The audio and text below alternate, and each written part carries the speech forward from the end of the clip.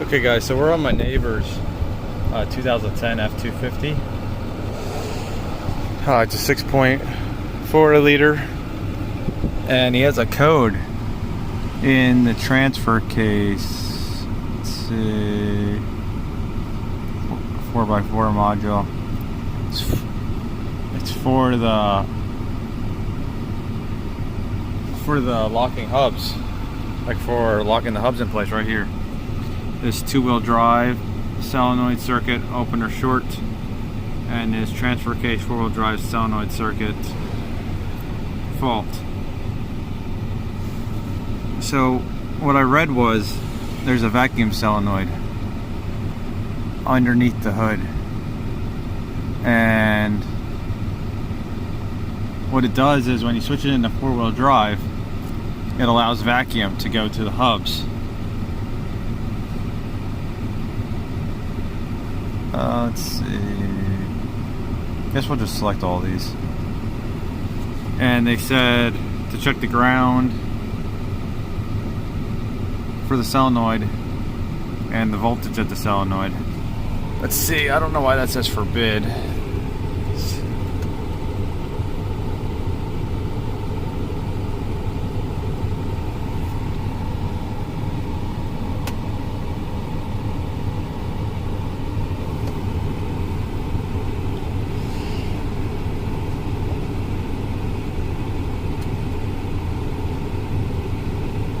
So we're not seeing a change. Let's go back. Let's clear the code, see if anything changes, or if the code's a hard fault.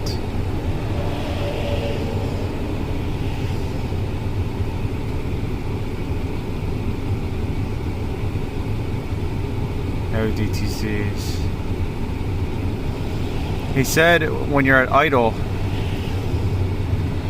or like this, when you come to a stop, you can lock the hubs, but if you're moving and you do it, he said it won't do it until you come to a stop. So there we go. It says enabled.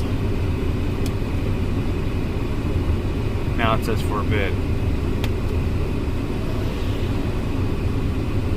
Still says forbid. Oh, there we go.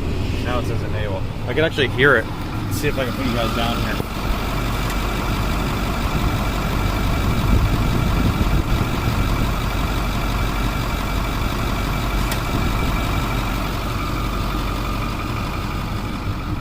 So you can hear the transfer case go, and look at that, it says switch status, two-wheel drive. I'll show this again. Now I switch it to four-wheel drive.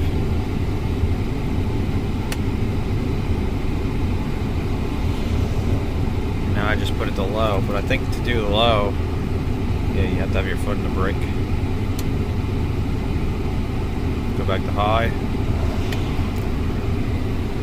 So what I'm going to do is I'm going to try to get you guys up at the solenoid, and we'll see if the vacuum changes and what our voltages are doing.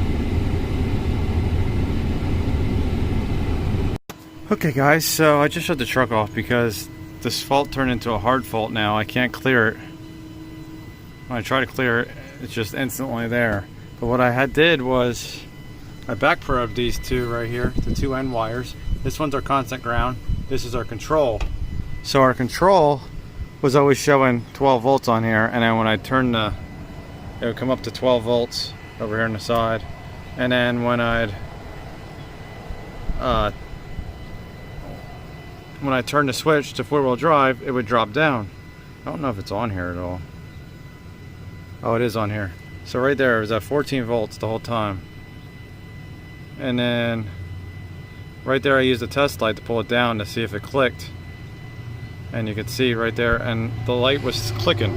I mean, not the light, the solenoid right here was clicking. So it was confirming that it was working. But then all of a sudden, farther down here, you'll see it gets pulled down to ground. It did that on its own, and then it hard faulted and set the code. So I'm wondering if this thing failed internally and now it's not working anymore. I'm going to see if I can control it with a test light, but I don't think we're going to be able to control it with a test light because actually we might be able to unplug it and plug it in and see if it clicks.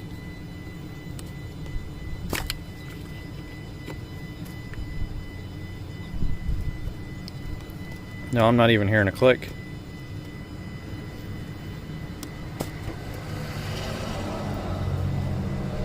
We should be hearing a click because we should have power going into this right now.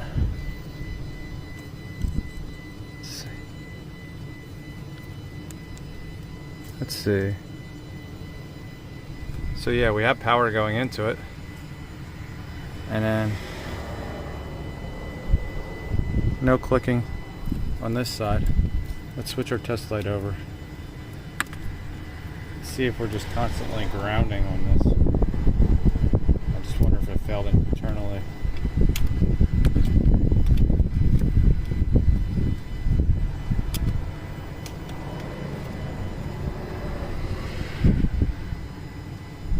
Okay, so it's not enough to light a test light.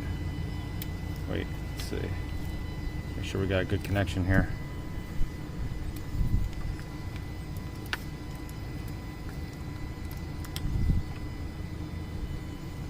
We don't have a good connection on this battery.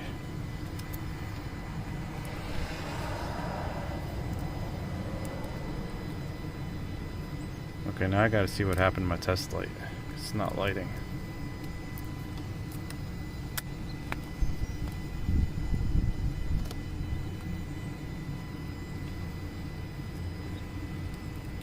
Okay.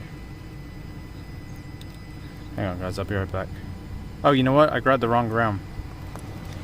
Sorry about that.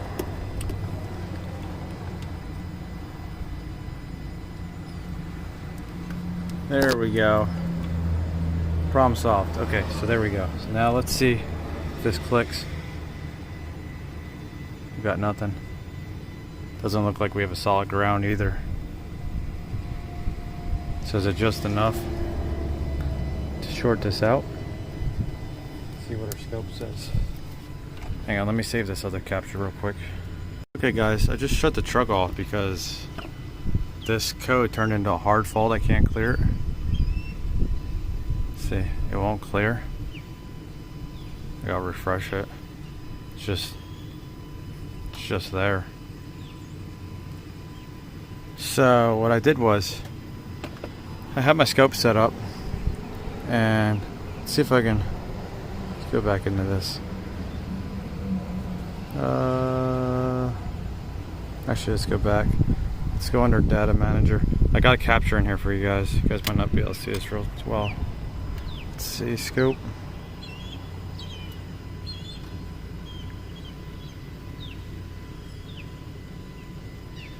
So what I was doing was I had my scope set up. I have the yellow lead going over here to this side, which is the PCM control. It's this blue and orange wire. Over here is the ground going into the sensor, and the yellow one right there, that's the 12 volt power. So we had good power going in right here, and the PCM wasn't commanding it because it grounds it to command it. And then right here I was using my test light, pulling it to ground real quick, just actuating it, making sure that it clicked. And then all of a sudden, after a while, you can see I wasn't touching it. It's perfectly fine. Then all of a sudden, boom, it goes to ground. And then it set this hard fault. So now what I want to do is I want to take my test light. We got it connected to battery ground right there. It's this back one. And we're going to probe this yellow wire and make sure that we have good power on it, because it should light this test light. There we go, our test light's lit. So now what I want to do is I want to move this over to power right here. Let's see. Make sure the test light lights. Let's check our ground. So it doesn't look like we have a ground right now, so that could be a reason. And then let's trigger. Let's go back to our scope. I wonder if it's because I shut the truck off that we don't have a ground. Oops, I don't want scanner, I want scope. There we go, we're on our scope. So now I want to trigger this other side. See if we can pull it up, and we can pull it up. I don't know how well you guys are going to be able to see that. But there you go, you can see it's at 14 volts, that line right there. It's a little hard to see. There you go. Well, 12 volts. So I'm going to start this back up and we'll see if it changes. See if we get our ground back. Okay guys, so you can't use a test light on this because it's looking for a short to ground or a short to power. Like it's doing a resistance check. So what I did was, this is pretty interesting. My friend Brian Mann had showed me this before. So I took some relays. I stocked these in my truck. These mini relays. So I took the control. I'm calling it the control. I don't know which one's the control because I didn't look at the pin numbers. But I'm taking one of the coil relays, or coil side wires. And I'm running it over here to this ground right here, because this ground actually controls one coil. There's two coils in here. And then I took the other wire from the coil right here, from the second relay, and I ran that in this side because this is a control side for the relay. And both the blacks go together right here to the power feed. I was looking at the wiring diagram here. Let's see. And right here you can see the electronic shift on fly relay right here, or solenoid. And it has two coils right here. And the yellow is the power feed. So the computer's grounding each one of these. You'll see it says hub lock right here and hub unlock here. So now watch this. So I came into the scan tool. I went under the transfer case. Let's see, let's go back. I'll show you guys. So I'm under the transfer case. So I'm under actuation test. Hopefully this will focus. There we go. I did hub unlock solenoid. So you can hear it click. Now, when I control this on and off, that's our vacuum pump. But you'll listen over here, you'll hear it click.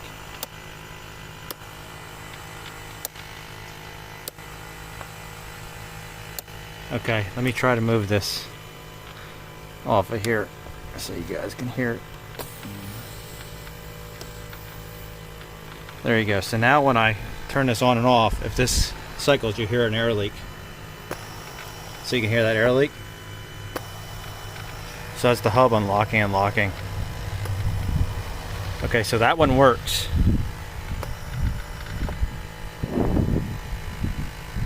Let's see. Did I knock something off here? Because our relay should be clicking at the same time. Oh, there you go. Now you hear the relay clicking. Okay, so that works. So now if we back up, we go to hub unlock. So now you just hear the relay clicking. This over here isn't going. So if I disconnect our control wires, right here, we'll disconnect that one. Disconnect this one. We'll set these aside. So now if I turn this on and off, you don't hear anything. So watch. Nothing. And we probably set a code because I disconnected the relay. Let's go under lock solenoid. Hear that? Our vacuum pump instantly goes on, but our other one isn't working. So now what we can also do is we can actually pop this off so we don't keep having our vacuum go down. We can actually unplug this because this is pretty much a bypass test. And we can do the same test without the vacuum pump going. So here our relay click. I turn this on and off. Look at that. So we'll go back. We'll go to hub unlock now. And you'll hear our relay click. So we have a valve here that's shorting out on the hub side. That's why we get that code for short circuit or open. It's probably open circuit. We could even do a resistance check. I can do a resistance check for you guys, so you guys can see the resistance between both sides. I usually don't do them, but I'll do it for you guys.